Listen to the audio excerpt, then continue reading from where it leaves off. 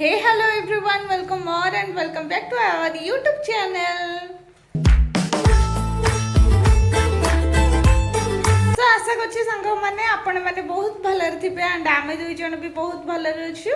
सो चलंतु आज रही fresh blog T को स्टार्ट कर दबा जल्दी जल्दी डेरी जमर भी करबानी. तो चलंतु देखिबा आज रो ब्लॉग रे कोन सब होउची कोन नै.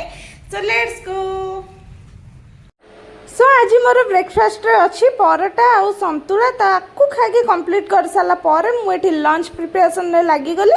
कलरा चिप्स आलू चिप्स बनई देथिली, डाली बनई देथिली, कदली आलू भजा बनई देथिली, आउ अरुआ भात बनई कि आमे शांति रे स्वामी स्त्री खाई देथिलु. तापर टिके एठी मु खाई देथिली एप्पल आउ गुल्लू आज नहीं आसते मटन, जोटा कि सांग मैंने आपण मानक मु कहिथिली मु आपण मानक मटन करी जोटा मु बनाए तार आपण मान सहित वीडियो शेयर करी. तो ये जहाँ भी सब पड़े सामग्री ताकू मु रेडी कर सारा पर ये मसला भी बाटी देइथिली. तो तेल रे टिके चीनी आउ जीरा गोटा मसला तेजपत्र पकईकी चीनीटा को भल भाव ये मेल्ट कर लगी जाती बिकज चीनीटा पकेले तरकारीटा टिके रेड हुए. यहाँ तो आगुरी समस्ते कहते. तो ये टेक्निकटा भी मु आजमाई देती. मु बहुत थर ये टेक्निकटा अप्लाई कर देखिथे ही मो वीडियो जो मैंने भी कंटिन्यूअसली देखुं. तो ये चीनीटा भल भाव मेल्ट हो सारापर आधे मु पियाज पकईदेली. पियाज पकई सारापर पियाजटा जल्दी भल भाव भाजीवाई आपण मैंने ताधे पकई पारे लुण. तो मुझे पियाज सहित लुण भी पकई देती. तो भल भाव पियाजटा को भाजी दूसरी जेहेतु आपण मैंने तो देखिले ही मो हाथ में गोटे चेंका लगी जाइए सांग मैंने जेहेतु मुझे गरम गरम जो तेल रे पकईदेली से भितर मु वीडियो भी बनाऊली एकुटिया. तो सही भितर मत टिके लगिगला फोटका हो जाए. तो एनीवेज सेटा भी ठीक है किसी टेंशन ना. रोसई कला बेले एमती छोट छोट कथा सब हुए माने घटना घटी जाए ताकू आम एमती धरी पारे. तो ये चीनीटा भल भाव भाजी हो सारा पर मु जो पियाजटा पकई पियाजटा भी भल भाव भाजी होगला बिकज तादे मु लुण पकई देती. तापर ये अदा रसुण पेस्ट और टमाटो को बाटी देती ताकू ये पकई सारापर जहाँ भी आपण मैंने घरे रेगुलर मसला यूज करुँच जीरा गुंड धनिया गुंड लंका गुंड आउ मीट मसला चिकेन मसला जहाँ भी सब मटन ने दरकार आपण मैंने तो जानी ही थे. मु एक्स्ट्रा किसी भी कौन जिनस आड करनी से सब जिनस को आपण मैंने पकईकी ये भल से मसलाटा को मिक्स करदे.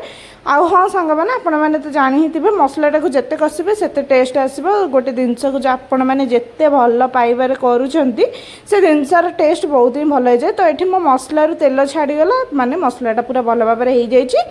तापर ये मसला को भल भाव गोलैकी देखी दूसरी तलू किसी लगे. तो बिकज यहाँ टे पतला अच्छी जो तलू लगे मसलाटा मोर पोड़ीज से मुझे सबुठ देखीदेली कौन ये भी लगे. तापर ये मु मटन को पकईकी हल्का सा जस्ट कि पानी देदेवी बिकज तले किसी न लगी जाओ मटन पकईला.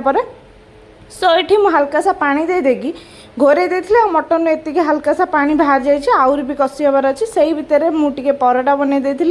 आज कौन पे केजाने हठात मोर इच्छा होता रुटी न खाई परोटा खायापी. स्वामी किंतु कही रुटी बनई देथिबो किंतु मुझे लगी पार्थिली परोटार मु सब गोटे थरक बेलिकी रखीदेली. लास्ट को किसी अल्प रखीदेली जेहेतु एका सहित बेलिला सेकिया मत टे प्रोब्लेम हम जेहेतु से रुटी गुरा सब लगी जाइए जोरा बेलिकी आप रखिथे. तो से मु कषा को भी प्रिपेरेसन करके पानी दे देती. तरकारी तार मिनिमम फुटी सारा पर तरकारी रेडी हो गला.